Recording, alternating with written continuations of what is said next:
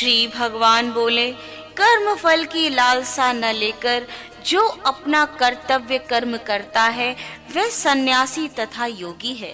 केवल अग्नि का अथवा क्रियाओं का त्याग करने वाला सन्यासी या योगी नहीं होता। हे पांडव, जिसको लोग सन्यास कहते हैं तुम उसको योग समझो, क्योंकि संकल्पों का त्याग किए बिना कोई भी मनुष्य योगी नहीं बन सकता। योग का आरंभ करने वाले साधक के लिए कर्म करना ही मार्ग है। योगारूढ़ हो जाने पर उसी योगी के लिए अपने संकल्पों को त्यागना ही कल्याणकारी मार्ग कहा गया है। जब साधक न तो इंद्रिय विषयों में और न कर्मों से लगाव रखता है तथा सभी संकल्पों को त्याग देता है, तब वह योगारूढ़ कहा जाता है। मनुष्य को अपने मन को नियंत्रण कर अपना उद्धार करना चाहिए, अपना पतन नहीं, क्योंकि मनुष्य स्वयं ही अपना मित्र है और स्वयं ही अपना शत्रु। जिसने इंद्रियों को अपने वश में कर लिया है वह पुरुष अपना ही मित्र है, परंतु जो मन द्वारा अपनी इंद्रियों और शरीर को अपने वश में करने में असमर्थ है वह पुरुष स्वयं ही अपना शत्रु समान है। जो मन को जीतने वाला पुरुष सर्दी गर्मी, सुख दुख तथा मान अपमान में शांत अर्थात समभाव रहता है, ऐसे जितात्मा पुरुष में परमात्मा आत्म रूप से विद्यमान होते हैं। जिसका अंतःकरण ज्ञान तथा आत्म अनुभूति से तृप्त है, जिसने इंद्रियों को अपने वश में कर स्थिरता अपना ली है तथा वह मिट्टी के ढेले, पत्थर और सोने के समान भाव रखता है, ऐसा योगी योगारूढ़ कहा जाता है। जो पुरुष शुभ चिंतक, मित्र, बैरी, पक्षपात रहित, मध्यस्थ, धर्मात्मा और पापी पुरुषों में भी समान भाव रखता है वह श्रेष्ठ है। योगी पुरुष को अपने शरीर और मन को नियंत्रित कर एकांत स्थान पर अकेले रहते हुए कामना और संग्रह भाव से मुक्त होकर निरंतर मन को परमात्मा में लगाए रखना चाहिए। साफ सुथरे स्थान पर जो न अधिक ऊंचा हो और न अधिक नीचा, पहले कुछ घास फिर मृगछाल और उसके ऊपर एक वस्त्र बिछाकर अपना आसन तैयार करके उस आसन पर बैठकर चित्त और इंद्रियों को वश में रखकर मन को एकाग्र करके आत्म शुद्धि के लिए योग का अभ्यास करना चाहिए। शरीर, सिर और गर्दन को सीधा रखकर तथा दिशाओं को न देखकर केवल अपनी नासिका के अग्रभाग को देखते हुए साधक को शांत, निर्भय और ब्रह्मचर्य व्रत में स्थित होकर मन को संयम करके मेरी शरण में आकर मन को मुझ में लगाकर बैठना चाहिए। इस प्रकार संयमित मन का योगी मन को स्थिर करने का सदा प्रयास करता हुआ मुझ में स्थित परम मोक्ष अर्थात शांति को प्राप्त होता है। हे अर्जुन, यह योग उस पुरुष के लिए संभव नहीं है जो अधिक खाने वाला है या बिल्कुल ना खाने वाला है तथा जो अधिक सोने वाला है या सदा जागने वाला है। दुखों से मुक्ति दिलाने वाला यह योग तो उन्हीं को सिद्ध होता है जो आवश्यकता अनुसार आहार विहार करने वाले, कर्मों में यथा योग्य तथा यथा योग्य सोने और जागने वाले होते हैं। जब पूर्ण रूप से अपने वश में किया हुआ साधक का चित्त आत्मा में स्थित हो जाता है, तब अनेक कामनाओं से मुक्त होने वाला साधक योगायुक्त कहलाता है। इस प्रकार स्थिर वायु वाले स्थान में रखे दीपक की लौ स्थिर होती है, उसी प्रकार योग का अभ्यास करते हुए योगी का चित्त भी परमात्मा के ध्यान में स्थिर हो जाता है। जब योग के अभ्यास से चंचल चित्त शांत हो जाता है, तब आत्मा स्वयं ज्योति स्वरूप में आत्मा को देखकर आत्मा में ही संतुष्ट हो जाती है।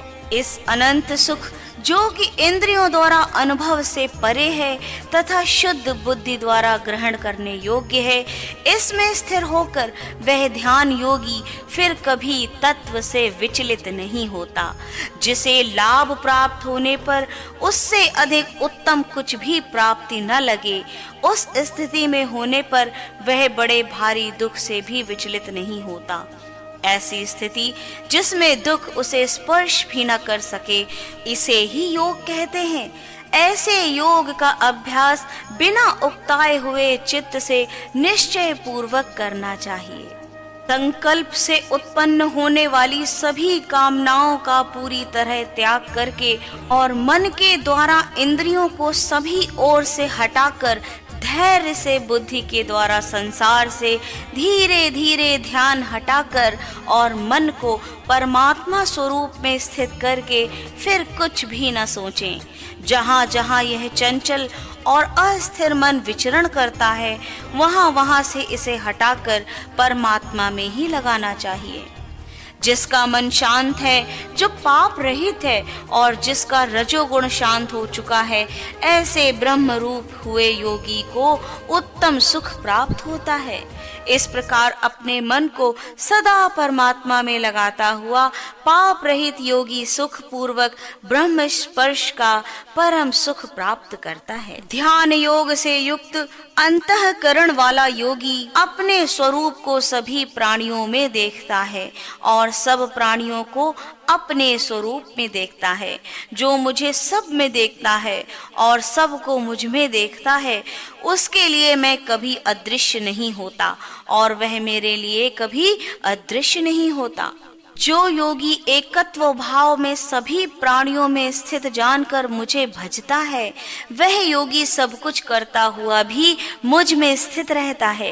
हे अर्जुन, जो पुरुष सभी के दुखों अथवा सुखों को एक दृष्टि से देखता हो, मानो कि वह उसके अपने दुख अथवा सुख हैं, वह परम योगी माना गया है। अर्जुन ने कहा, हे मधुसूदन, मैं आपके द्वारा बताए हुए एकत्व भाव वाले योग को समझ नहीं पाया हूँ। मुझे यह स्थिति चिरस्थायी नहीं प्रतीत होती, क्योंकि हमारा मन चंचल है। क्योंकि हे कृष्ण, यह मन चंचल अस्थिर स्वभाव का बलवान और जिद्दी है। इसे वश में करना मैं वायु को वश में करने की तरह कठिन मानता हूँ। श्री भगवान बोले, हे महाबाहो, निसंदेह यह मन चंचल और कठिनता से वश में होने वाला है, किंतु हे कौन्तेय, इसे अभ्यास और वैराग्य के द्वारा वश में किया जा सकता है। मैं मानता हूँ कि जिसका मन वश में नहीं है, उसके लिए योग प्राप्त करना कठिन है, परंतु अपने मन को वश में करके सही उपायों का प्रयोग कर प्रयत्नशील पुरुष को अवश्य योग प्राप्त हो सकता है।